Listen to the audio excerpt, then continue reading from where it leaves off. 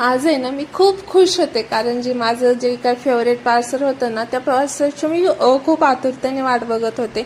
जे की मला गावी जायच्या अगोदर मला ते पार्सल हवं होतं आणि ते ऑफिसमध्येच आलं. गावी जायच्या 3 दिवस आधीच ते पार्सल आलं. So I am very happy. मी बघण्यासाठी खूप आतुर झाले होते. मी घरी येण्याची सुद्धा वाट नाही बघितली. मी ऑफिसमध्येच लगे खोलून बघितलं.